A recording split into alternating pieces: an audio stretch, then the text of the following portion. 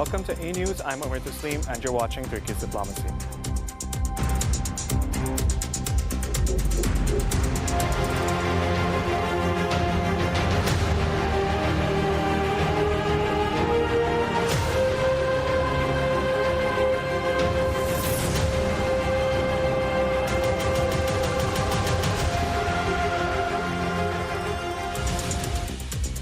Today, we're turning our focus to a deeply alarming escalation in South Asia.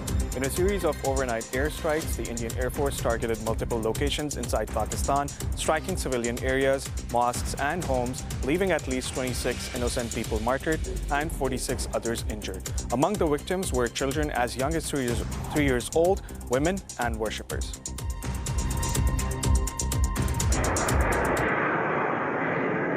Tensions between nuclear-armed rivals India and Pakistan escalated dramatically on Wednesday after India launched a major airstrike across the line of control, triggering the most intense cross-border fighting between the two countries in more than 20 years.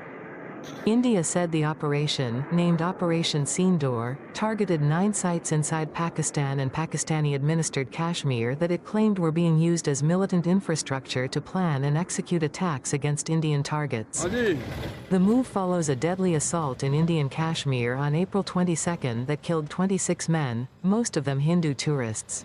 So there can be multiple questions raised on this cowardly act also, where the sovereignty of a country has been violated, where the Article 51 of the UN Charter, where we have all the right of defending ourselves, and in light of that article and of the international norms, we are defending the people of Pakistan. The strikes, which Pakistan condemned as a blatant act of war, have reignited fears of a broader military conflict between the two neighbors, both of whom possess nuclear weapons.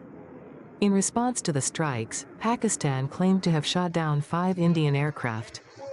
Exchange of fire between the two armies along the de facto border continued through the night, with heavy shelling reported from several locations. So we are giving our armed forces, the ground forces, the air force are giving all the necessary responses to defend the territorial integrity and sovereignty of the Pakistan. Diplomatic observers warn the current escalation marks the most serious military exchange since the 1999 Kargil conflict, raising alarm over the potential for miscalculation between two longtime adversaries with a history of war and unresolved disputes over Kashmir. Efforts to de-escalate the crisis through diplomatic backchannels are underway, and both India and Pakistan have signaled a willingness to reduce tensions. No, it's a shame. We just heard about it, just as we were walking in the doors of the Oval. Just heard about it. I guess people knew something was going to happen based on a little bit of the past. They've been fighting for a long time. You know, they've been fighting for many, many decades and centuries, actually, if you really think about it. No, I just hope it ends very quickly.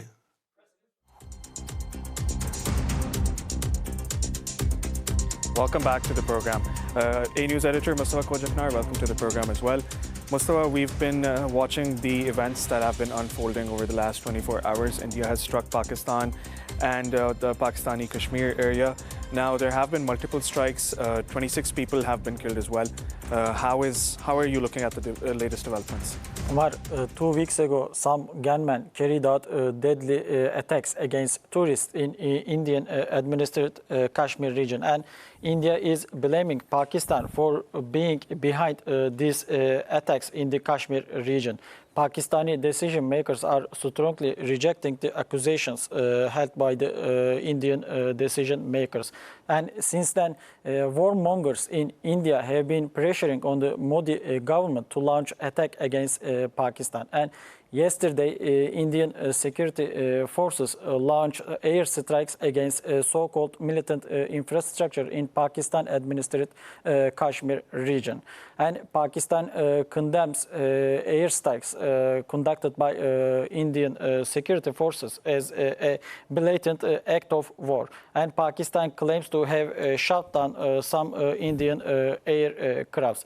And right now there is escalating tensions between nuclear armed arch rivals in the region.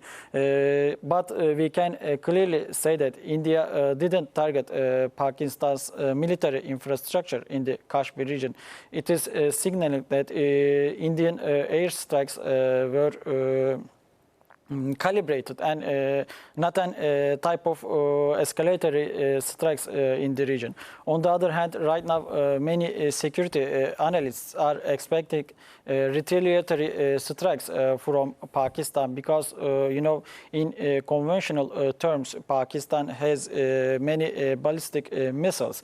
And right now it is projected that Pakistan will retaliate against Indian airstrikes with its missile strikes. But I think that Pakistan's response will be symbolic in terms of the escalating the geopolitical tensions in the region. I hope both sides will find a common sense and a common way to de-escalate the geopolitical tensions in the region. Mustafa, the Pakistani army says that there were 5 jets which were downed by the Pakistani Air Force, including were Rafale jets. There was one MiG-29 and one Su-30, which is the Russian aircraft. A few days ago, India also signed another deal with France for additional Rafale jets. Now, if you look at the situation, this has been an ongoing situation, a developing situation over the past few weeks, ever since the 22nd of April, like you just told us, after the attack, the Indian government said that, it's Pakistan's fault.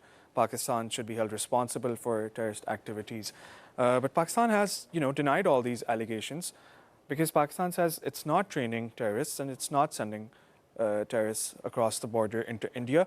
Mustafa, tell me what the Turkish response has been, because earlier this morning, Turkish Foreign Minister Hakan Fidan held a phone call with his Pakistani counterpart, Ishaq Dar. So what are the latest developments over there? Omar, as you know, 2 weeks ago, Turkish President Recep Tayyip Erdogan also hosted Pakistani Prime Minister Shahbaz Sharif in the capital of Ankara to discuss bilateral relations between Turkey and Pakistan and to exchange views on the geopolitical developments in the region.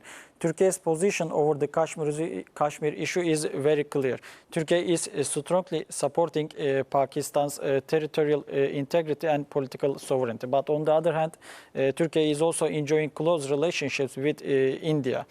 I can clearly say that both Pakistan and India should take Turkey's demands in the region into consideration if they want to de-escalate the situation right now. Today, Turkish Foreign Minister Hakan Fidan held a phone conversation with his Pakistani counterpart to discuss what can be done about the geopolitical tensions in the region. Yes, Turkish Foreign Minister Hakan Fidan reiterated Turkey's strong support for Pakistan. He also offered Turkey's role to de-escalate the situation in the region. I think that Turkey can play an important role between Pakistan and India because in the history, Turkey and Turkish nation has no problems with both the Pakistani and Indian communities. Within this context, I think Turkey can facilitate talks between two nuclear neighbors in terms of bringing long-lasting peace and stability to the region. But at the end, if the war happens in Pakistan and India, I think Turkey will be on the side of peace and stability in the region in terms of fueling the rising crisis between India and Pakistan. Mustafa, tell me, there has been this warmongering going on. Will India attack Pakistan? Will Pakistan attack India? That has happened now, but these are just, limited military strikes. This is not a full-scale war or a full-scale Indian operation because India knows what the risks are and Pakistan also knows what the risks are. But Pakistan, to some extent, has said that it's going to reply at a time of its own choosing. So do you, how we see in the media that there's a nuclear war that could start? The media has been pushing that narrative that a nuclear war could start anytime soon. I want to put that question to you. I don't think so that a nuclear war could start, right? Some warmongers, as you said, are exaggerating the situation between India and Pakistan right now. But as we know that both India and Pakistan are aware of the nuclear tensions between their countries. In conventional terms, yes, Pakistan and India are competing with each other, but in the nuclear terms, they have very important nuclear warheads.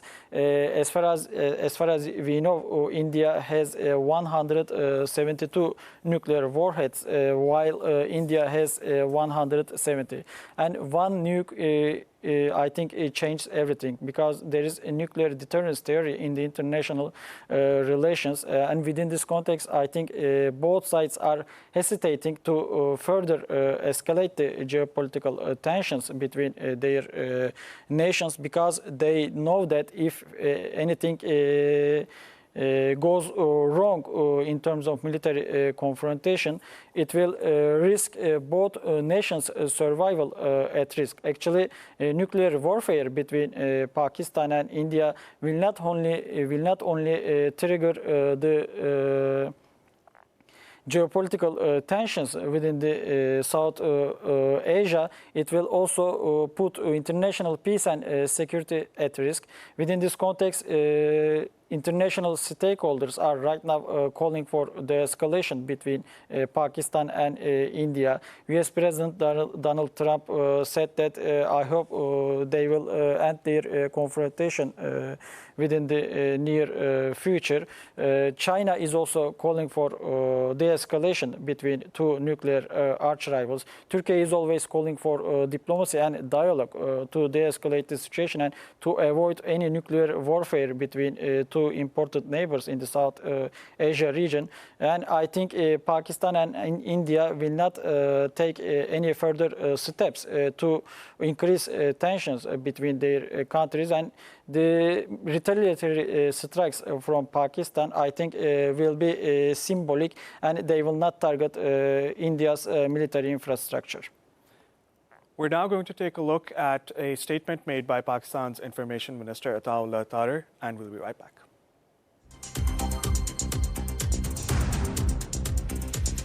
We've just received confirmed reports that India has attacked civilian targets, including a mosque and residential accommodation on 5 locations in Pakistan. And as per the initial reports, there are casualties, including women and children. The detailed damage assessment is being done, and Pakistan has a right to respond. Pakistan will respond. As I've said before, we had an apprehension that India will attack. Pakistan has never struck first, but we have the right to self-defense. And the way civilians have been targeted, and I have pictures and images of women and children who are badly injured in hospital. So civilian localities, accommodations, and a mosque which has been attacked. The fight that we are fighting is not only for us, it's for the rest of the world. As far as the current situation is ongoing, we are responding. We've shot down, as per initial reports, we've shot down 2 Indian planes. And obviously, India is the aggressor, provocator. I think India will now face Pakistan's very fierce response, because we are never the aggressors.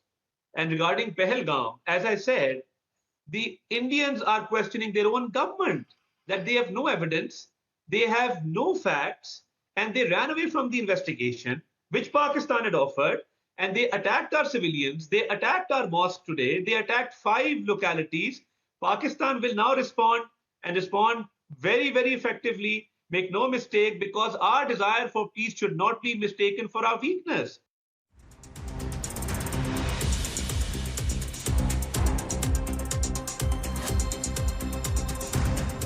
Welcome back to the program. Now let's take a look at the front page of Daily Sabah. Musa, there are some very interesting headlines again on Daily Sabah, but the one that I have been impacted by and affected by is this one. This is 12-year-old Rahaf. She's a Palestinian girl, just 12 years old, Mustafa. And this is the situation of Palestinian children under the Israeli occupation, under the Israeli genocide. Look at her condition now. She is suffering from an undiagnosed disease, and this is the condition of children in the Gaza Strip because there has been no food, there has been no medical aid, there has been no humanitarian aid as well. So this is just a very strong image that shows us the situation of children. And this is just one of the thousands of children that are in Gaza. So a very strong message that has been pushed forward by Daily Sabah, focusing on the current condition of how children are suffering under Israel's blockade. Now look at that picture. That picture is of her before the war, and this is her condition during the war. So that goes to tell how intense the Israeli blockade has been. Also, another thing I want to ask you is this one. Erdogan decries killing of Palestinian journalists in plain sight. Now, Erdogan was attending the Anatolian Media Awards Festival yesterday. So tell me more about what the Turkish president had to say. Umar, Israeli security forces are not only murdering the Palestinian civilians living in the occupied Gaza strips, they are also targeting the journalists on the ground. Journalists are trying to report what is going on in the occupied Gaza Strip. But on the other hand, Israel is regularly targeting Palestinian journalists or international journalists. And right now we know that more than 210 journalists have been murdered by the Israeli security forces, and Turkish President Recep Tayyip Erdogan is condemning Israel's strikes against journalists. Within this context, Turkish President Recep Tayyip Erdogan is also accusing the Western countries of turning a blind eye to Israeli atrocities in the occupied Palestinian territory. And Israel is also targeting the civilian population living in the region, as Daily Sabah's headline is showing the picture of the Gaza girl. It is clearly showing the starvation problem in the Gaza Strip. Israel is regularly preventing the entry of humanitarian aid to Gaza Strip because people are desperately needing humanitarian aid right now to survive amid ongoing Israeli airstrikes in the region. I think Erdogan will try to increase international awareness about Israeli policies and ethnic cleansing policies in the Gaza Strip. And I hope Turkey will take new steps on the international stage to put pressure on Israel to halt their military offensive in the Gaza Strip. Also, some other interesting headlines are the ongoing situation in Sudan. For example, barrage of drone strikes by paramilitary RSF rocks Port Sudan. Then there's oil prices. Prices are plunging now considering the situation that's ongoing across the globe, with these conflicts, with these wars. And, just recently we saw how Spain and Portugal suffered a blackout. So, there are discussions over that as well, how the European Union needs to secure its energy infrastructure so that such actions or such events don't take place. But Mustafa, I want to touch upon the last headline. There's a new U.S. envoy who's arrived in Ankara. Omar, Thomas Barak arrived in Turkey this week to begin his term in Turkey. He will be a United States ambassador to Turkey, and right now, Turkey and the United States are trying to mend their bilateral relationships because there were some important issues poisoning the bilateral ties between two important NATO allies. And as you know, Turkish President Recep Tayyip Erdogan also held a phone conversation with his American counterpart Donald Trump this week to discuss bilateral relationships between their nations and exchange views on the regional and international security challenges. Within this context, I think a new U.S. ambassador will help both nations to improve their bilateral relationships. And Erdogan also invited Trump to visit Turkey in the coming future to exchange views on the bilateral or multilateral relationships between two NATO allies. Trump is expected to pay an official visit to Middle East next week. Maybe he will also visit Turkey after his visit to the Middle East. I hope Turkey and the United States will find a common way and common sense to strengthen their bilateral cooperation in terms of dealing with the common security challenges in the region and in the international stage. Mustafa, thank you for briefing us on the headlines. Now, experts have also had their say on the situation between India and Pakistan. Let's take a look, and Javed Rana will be joining us in the second half of the program. It was quite clear that something was coming. And I think that if you look at the past, when there's been a case like what we've had in the last few weeks, an attack in India that India blames on Pakistan, India has responded with limited use of force targeting terrorist sites in Pakistan. That is what happened. The one thing that is a bit surprising is the scale and intensity of these strikes that India carried out. Much more high scale, high intensity than what we've seen in the past. I mean, Pakistan has a very strong military. It has very robust conventional military capabilities, much like India. India, of course, has a much larger military in terms of numbers, but Pakistan has very strong conventional military forces. Given the scale and intensity of the Indian strike, I think it's all but inevitable that we will see a similarly robust response from Pakistan that I think will pack quite a punch. And again, it's not yet clear at this moment in time what this response will look like, but I do think that Pakistan will certainly want to send a very strong message to India that it has the capability to hit back in the face of what Pakistan views as a completely unwarranted provocation. This is such a worrisome situation because you are looking at two militaries that are very strong and are willing to use limited force against each other, even under the nuclear umbrella. And obviously, the more you do that, and the more the hostilities that are used under that nuclear umbrella, the more risk there is of getting to a point where you have to worry about nuclear escalation. And that is the key. That's the key takeaway here. These are not just two countries sparring with each other. These are two nuclear states that are rivals and are neighbors, and they have fought multiple wars against each other. Nuclear weapons are a deterrent. Most of their hot wars were fought before they both became nuclear states in the late 1990s. But still, at the end of the day, they're nuclear states now, and they have not been afraid to use limited military force against each other, which is very worrisome given the nuclear factor. Welcome back to the program. Now joining us from the Pakistani capital is political analyst Javed Rana. Javed, welcome to the program. Thank you. Javed, please tell us about the latest developments. India has attacked, Pakistan has replied. How are you looking at the situation from the Pakistani capital? I think to begin with, let me report what has happened and what may happen in a retaliation. Retaliation has already been there, but so far, India has killed as many as 26 people and 46 were other injured. It had attacked at least 6 locations deep inside Pakistan. And this is for the first time after 1971 war that India has gone deep into Pakistan. This is one side of the picture. I think Pakistan has retaliated, particularly its focus has been the disputed part of Kashmir region. It has shot down 5 Indian fighter jets, excluding several drones.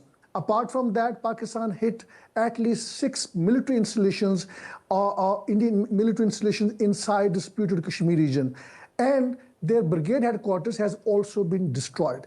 Now, I think the important factor is that last time when there was a similar situation, but at a much lower scale, then Pakistan had shot down 2 Indian fighter jets. And then India, when it had an internal accountability mechanism, and they said since their fighter jets were so old and they need to now replace them with the latest one. This time around, they imported it from France. They call it as a rifle fighter jets, and they are the latest one. Now, among the three of them are the one which have been imported from France. Those were the latest. Now, according to the information that I've been receiving from the different sources, they are suggesting that it was a dogfight, and as many as 70 Indian fighter jets they intruded into Pakistani airspace.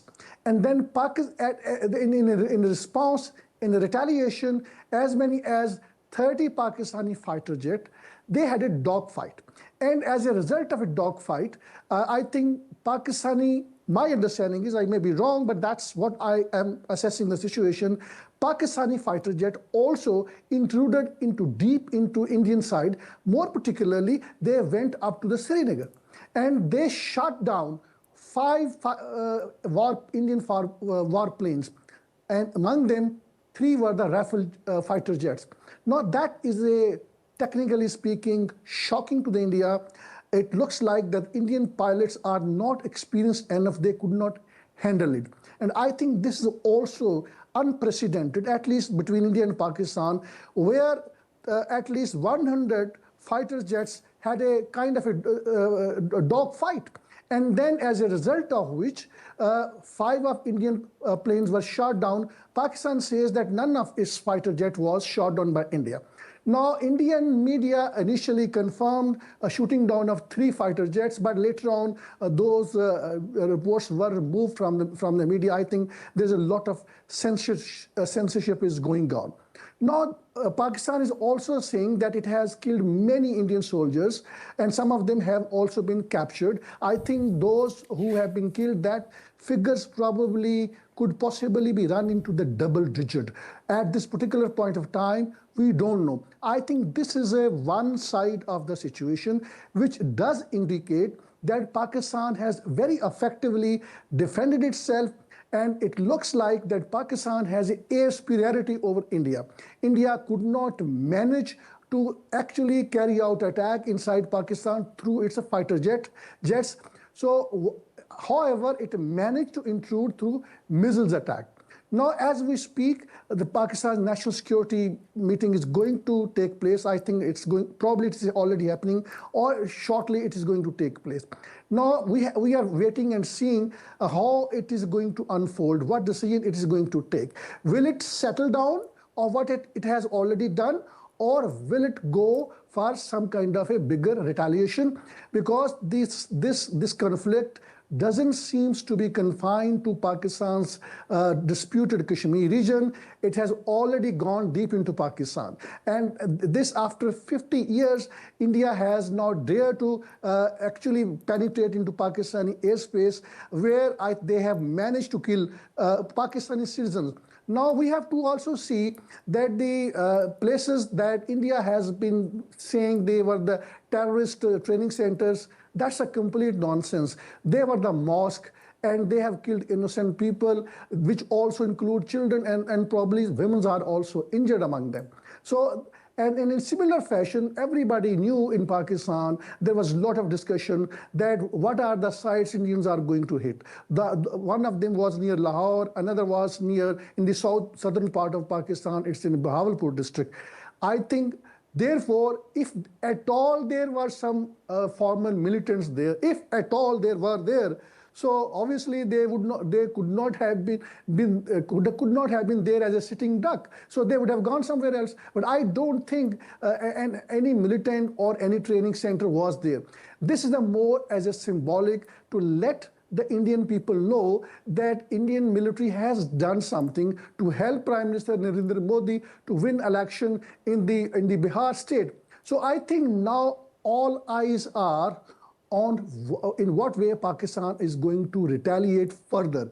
There is a possibility that Pakistan may not further retaliate, but I think given the fact that India had also attacked, partially it has damaged one of the hydro power project in Pakistani part of Kashmir, and there is a possibility, if there is retaliation, my understanding is that Pakistan obviously cannot retaliate in a manner that India has retaliated, that India has attacked.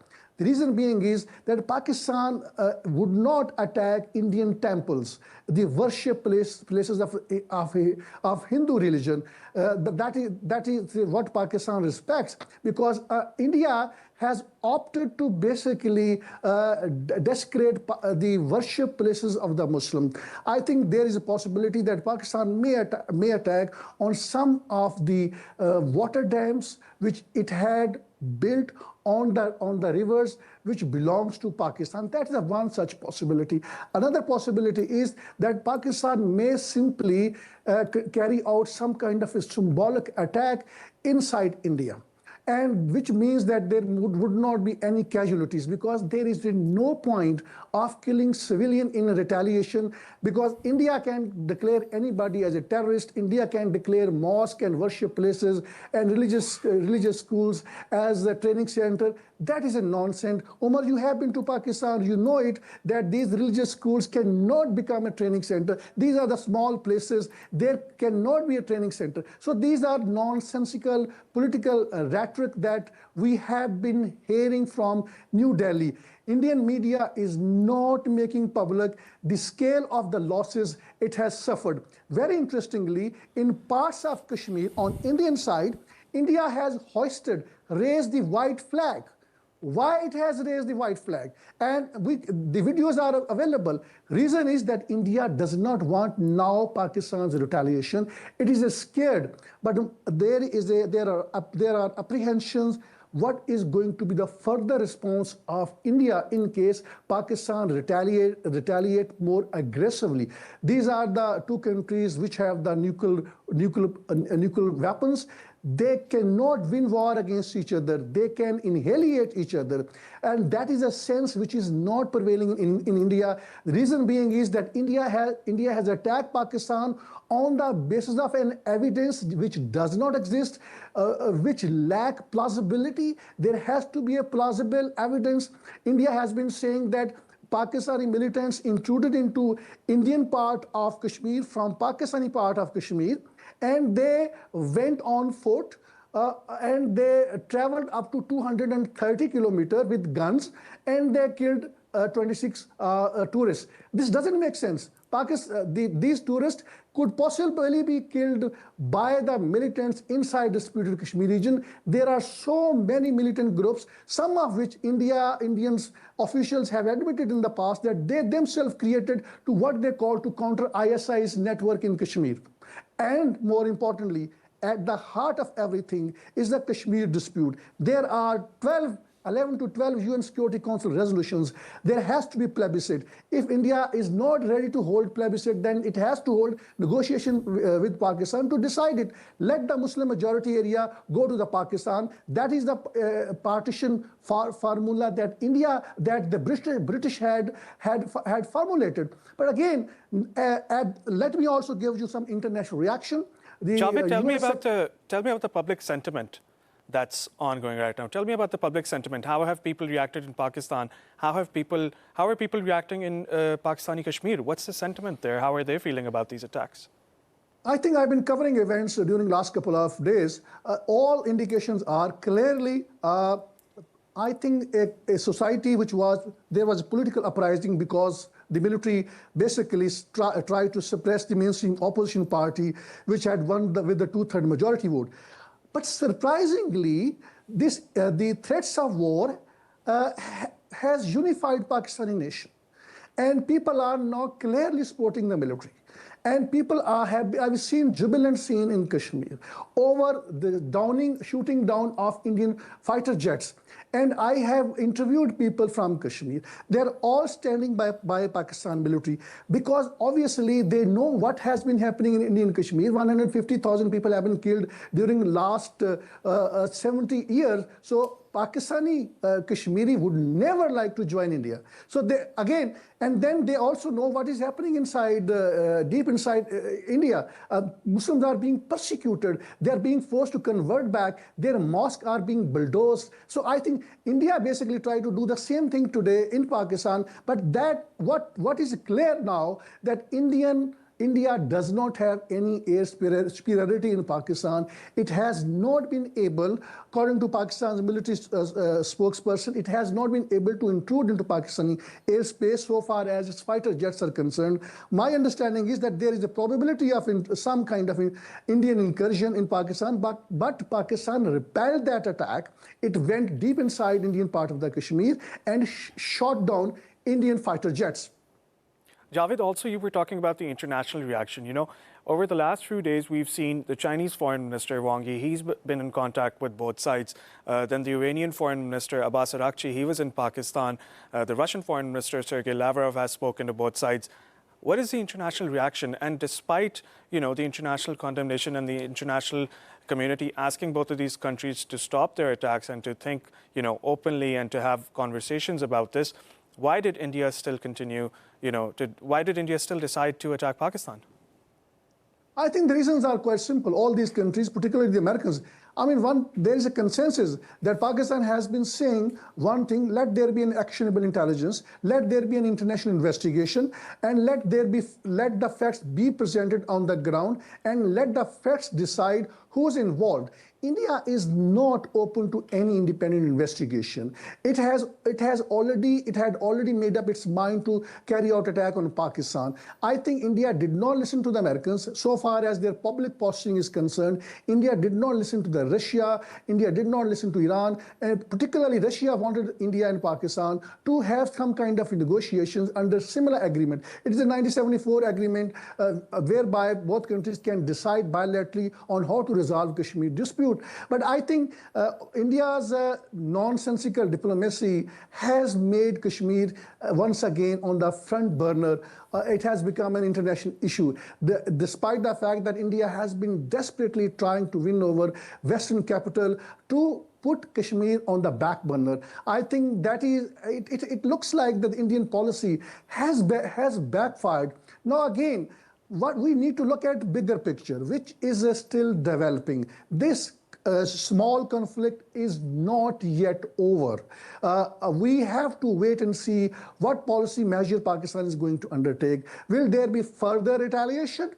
Or is Pakistan going to restrict, or Pakistan will try to win over the international diplomacy? Now, these are the two options which are being discussed by among the top officials in Pakistan. I think this is going to determine the peace in this region.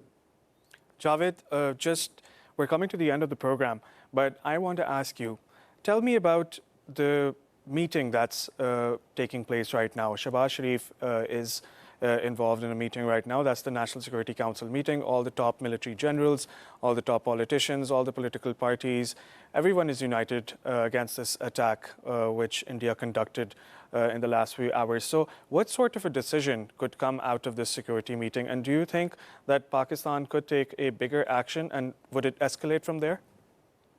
I think the calibrations on the geostrategic landscape is going to be on whether or not we have a strategic edge, the way Pakistan has retaliated. I think my understanding is that just like what happened in 2019, Pakistan has a clear strategic edge. It has shot down its 5 fighter jets. It has hit hard 5 Indian military installations. It has killed Indian soldiers. They are in double digit. And it has also captured some of the Indian soldiers. Probably Pakistani soldiers went inside Indian part of Kashmir and they captured some of the soldiers. These are the claims that we have heard from the Pakistani sources. If these are all true in the real sense, I think there is a possibility that Pakistan may settle down on whatever the response and the retaliation Pakistan has already undertaken. But at the same time, Pakistan is also very upset the way India has suspended the shared water treaty, better known as Indus Water Treaty. So Pakistan still, there is a possibility that Pakistan would further retaliate, and that retaliation that there would be launch of a missiles attack, maybe ballistic missile attack on India, and that may not cause any casualties, but that would be more symbolic to further have a strategic edge over India. Political analyst Javed Rana, thank you for joining us from Islamabad.